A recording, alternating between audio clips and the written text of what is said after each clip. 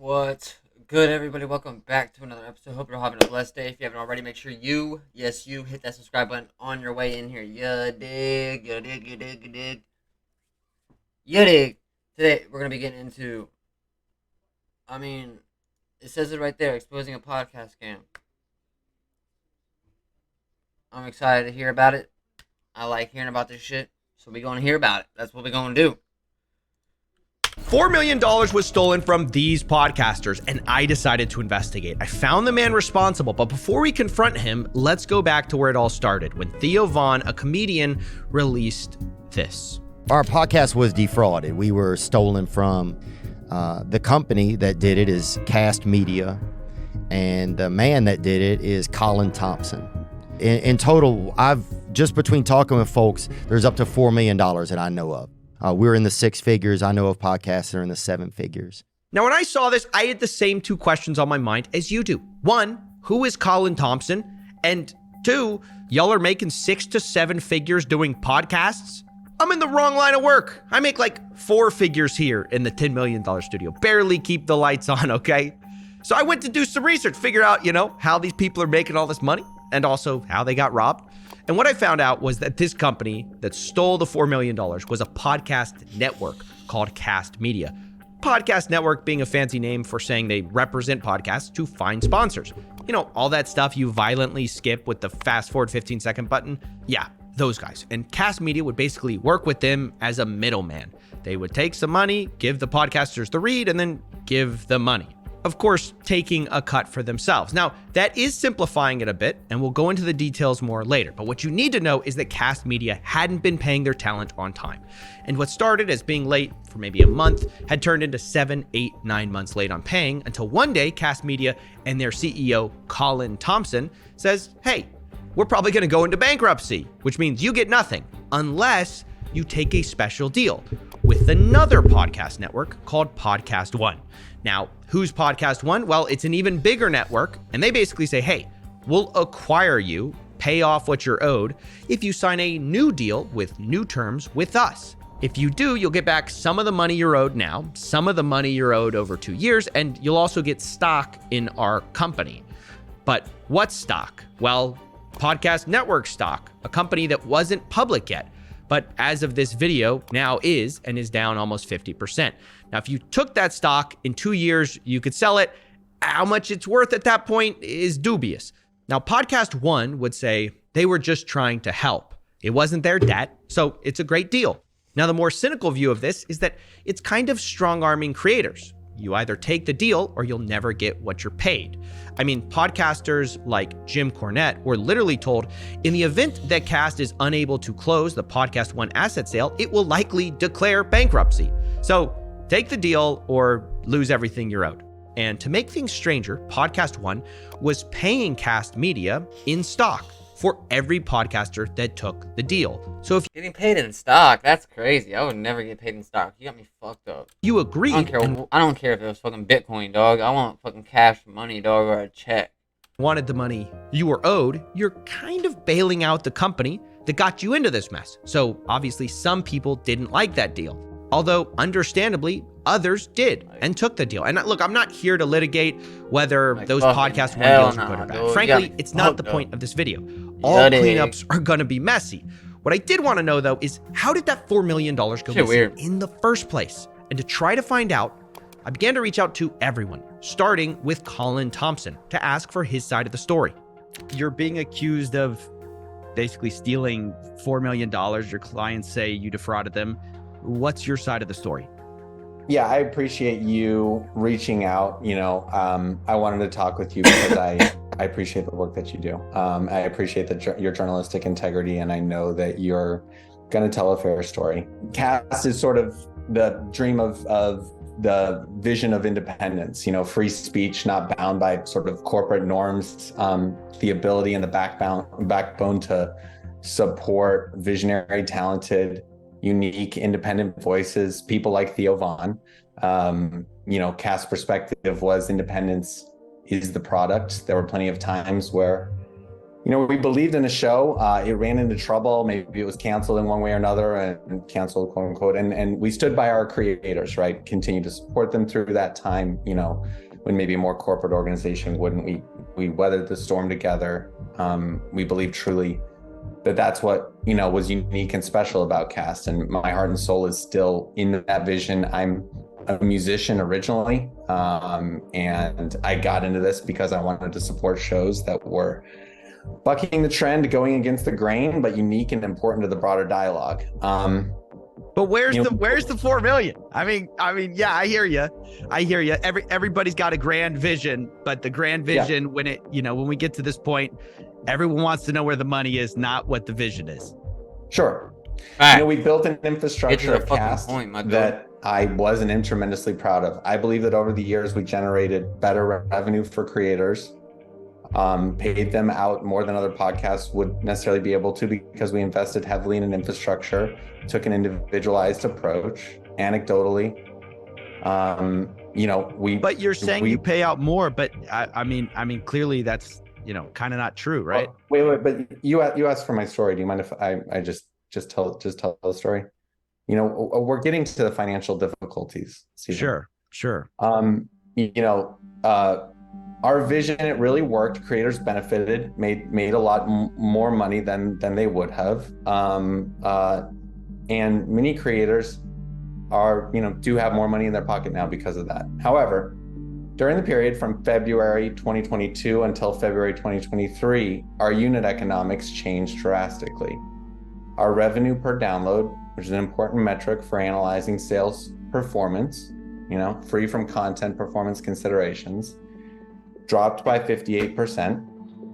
In other words, over the course of those 12 months, the revenue that we could generate on one download moved down by 58%, Okay, that took 3 minutes to get to a real answer. And I've got to be honest, this whole conversation was about that painful. Talking to somebody who owes creators millions and he's telling you how he got them paid so much money is a little frustrating, but setting that aside, the central claim of Colin is that all of this happened because revenues dropped in 2022 and he just couldn't pay people on time. But as I spoke to people about Colin, I realized late payments weren't a new thing at all. People told me that was always the case. Okay, you joined them in 2018. 2018. Yeah. So when did you start getting late payments? Basically, like they didn't come when they said they were going to come. And when did you stop getting full payments? This man really went in this shit, bro. Like, he really went and did his research. He did his homework. You dig? Bro did his homework.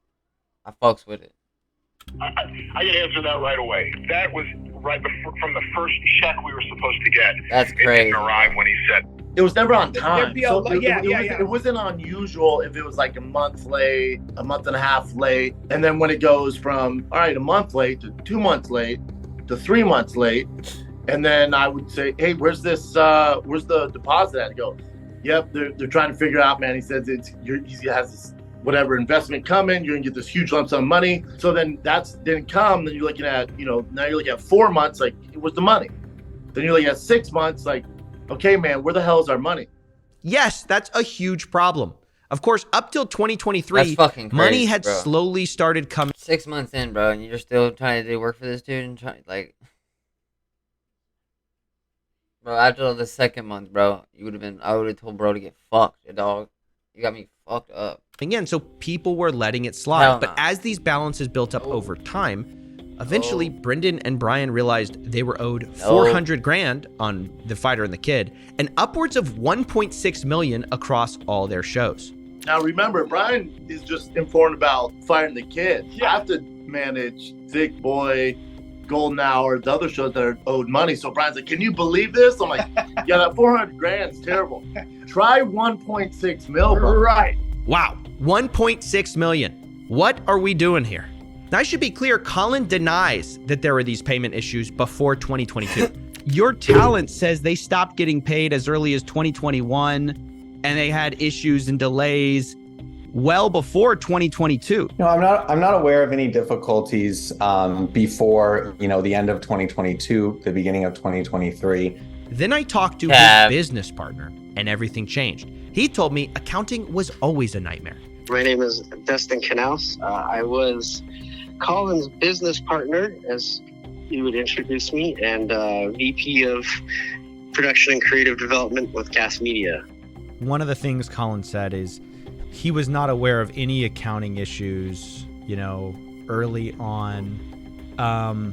Is that true? Did you guys hear from talent about, because every talent I talked to said they were constantly complaining about accounting.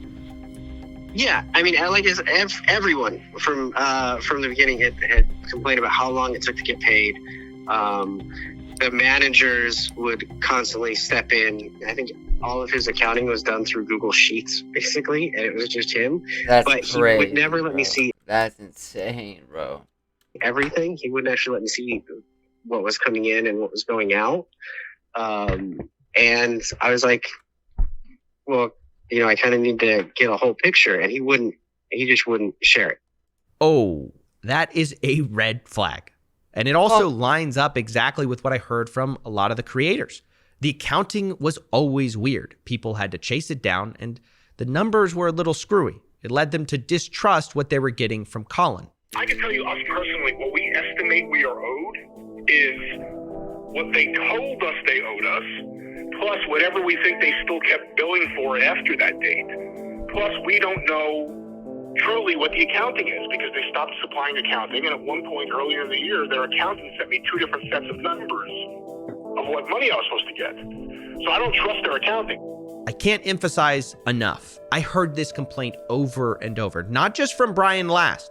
Everyone was worried about the accounting, but a lot of people who spoke up were just anonymous because they were afraid of Colin suing them, which isn't surprising because Colin warned Brian, who started talking, quote, "The ensuing damages, if you were to cause this deal to unravel, are within the region of $10 million to $20 million. Consider this a serious caution. It would lead to decisive legal action." So basically, he was threatening people and people are scared.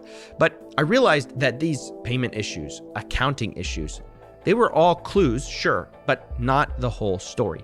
To really understand how it could be that Cast fell apart, we need another piece of the puzzle, which is minimum guarantees.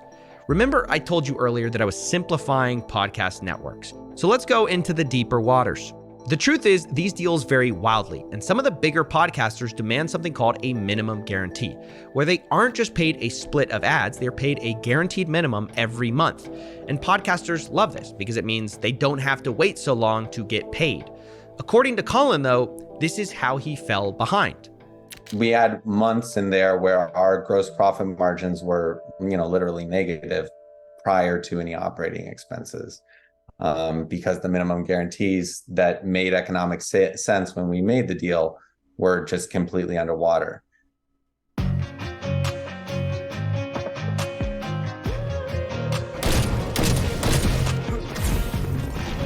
Basically, he overpaid. Cast made deals to bring people on in the first place, overpromised, and then couldn't pay. Even Colin's former business partner agreed with this, although he thinks some of the money went to Colin personally as well. We've got Colin's narrative. As his business partner, you look at the situation, $4 million. If you don't think that bro was taking some money, you're fucking insane.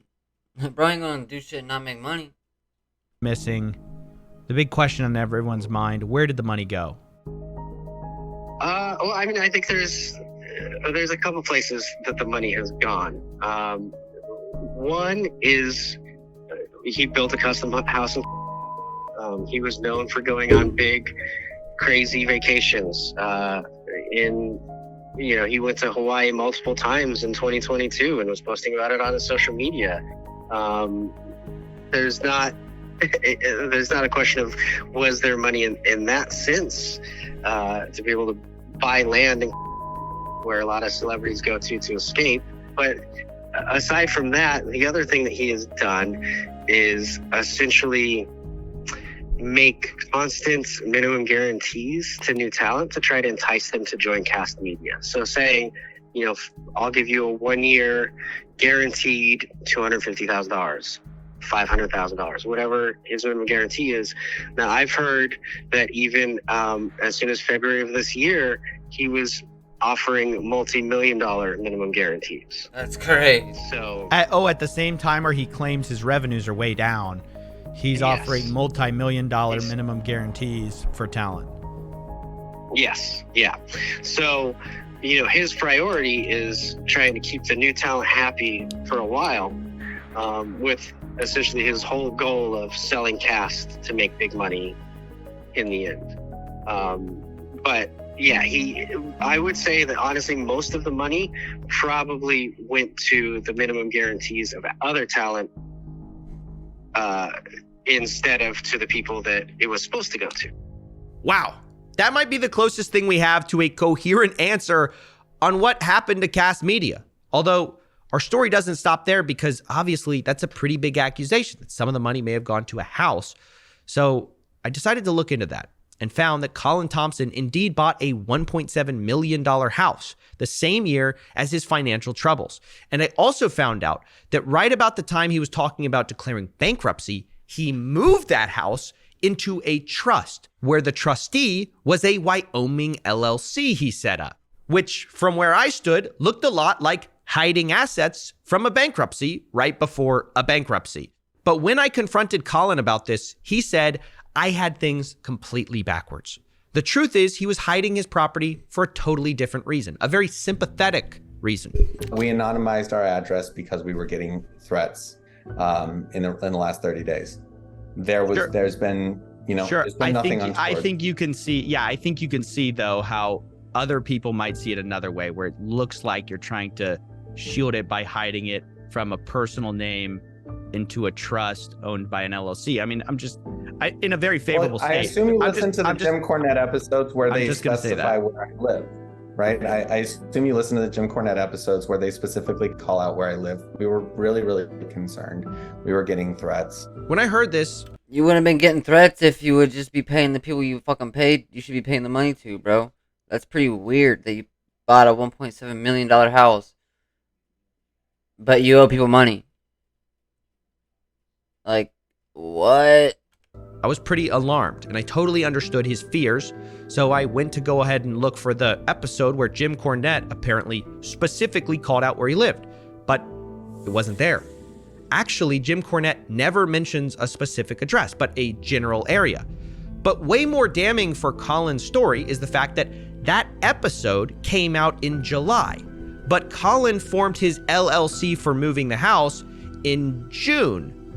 This Before is a liar, these bro. threats ever happened, he's creating this shell company. So I found it very hard to believe. I pointed this out to Colin, and he said this, quote, they revealed general details, and I anticipated the possibility of this happening. Brian threatened it very specifically in my original email exchange with him back in May.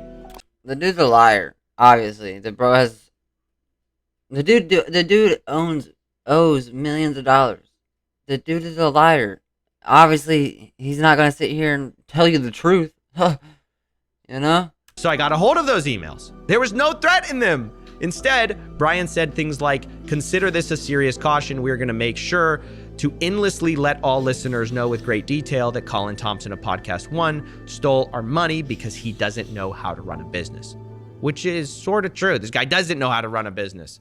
So I became increasingly convinced maybe, just maybe, Colin might be lying to me about why he hid his house in a trust with a Wyoming LLC trustee. Okay, I know this is a bit inside baseball right now, but it's important because I think it reveals intentions. Because I then looked up the website he used to create the LLC. And the website tagline for Colin's LLC is, quote, asset protection is our only focus. So, want to hide your house? Wrong company. Not their focus. Asset protection? That's your guy. I mean, I'm not surprised, but I'm surprised that he tried to say this wasn't the case. So I sent a screenshot of that to Colin saying, hey, you're obviously hiding assets in this company that specializes in asset protection planning, where the other tagline, by the way, is creditors will be forced into a better settlement or to dismiss the case altogether. And when I sent that to Colin, he responded, quote, I can't speak to what's written as marketing material on a website. I didn't write it. Come on, bro. We got you. Okay. They got you, bro. That's mad weird, dude. They got you. They got you. Okay, I can't go show up at an asset protection only store and say, hey, I was just looking for a little anonymity. That's not being honest. And look, I don't know how dumb this guy thinks we are, but in my opinion, what happened is pretty simple. I think Colin bought a $1.7 million house the same year as he had trouble paying people. I think his accounting was always sketchy. I think he overpromised people money to attract new talent. And I think in the end, he tried to sell it all to a bigger company and force these podcasters into raw deals. And worst of all, this is not a new story. Colin is not unique. Actually, the main reason I took this case is because we've all seen this story play out before. Sleazy business guy screws over artist or musician or podcaster. Look, to be honest, I wanted to find out how it happened, but I also wanted to find out how we can learn to prevent it in the future. Because to be honest, I'm as much in this media landscape as these guys. And I think the answer starts with how you get involved. How did Colin find and sign all these celebs? Well, the truth is, some people were introduced. Theo Von was introduced by Brendan Schaub. But I asked Brian and Brendan how they got involved, and their answer struck me as part of the problem. Was he just offering better deals than everyone else? No.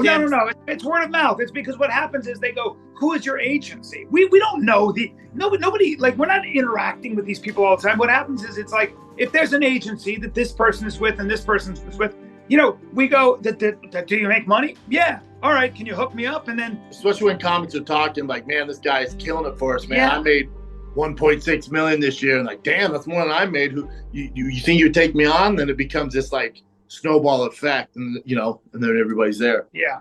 This is the issue. And look, it's not to absolve Colin. It's not to put any blame on anyone who got screwed over here. But the truth is, people are always led around with these dollar amounts. Oh, you made this much. That's how they get you in these bad contracts.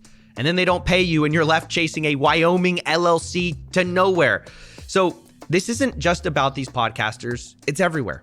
It's about 360 deals in music, MCNs with YouTubers, and just honestly business people begging you to let them control your money and then you getting scraps. It's as disgusting as it is common, and I really hope that any aspiring people in media learn from these mistakes and scams and realize you don't need these middleman people most of the time. But more than that, do not trust people with your business who promise you the world.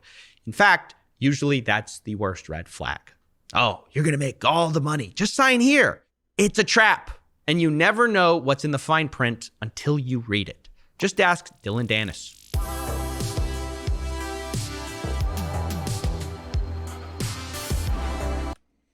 Yeah, y'all. So that's that. Bro stole $4 million. That's pretty crazy. That's pretty intense. So, yeah. And bro's wondering why he's getting death threats, which, I mean, he probably was. He probably wasn't lying about that. Because, fuck, you owe a lot of money to a lot of people. So, yeah, that's that. If you enjoyed this video, make sure you hit that like button, leave a comment, and on your way out of here, make sure you hit that subscriber button. Get me to 400. Follow my socials. Link will be in the description. Much love to you guys. Peace.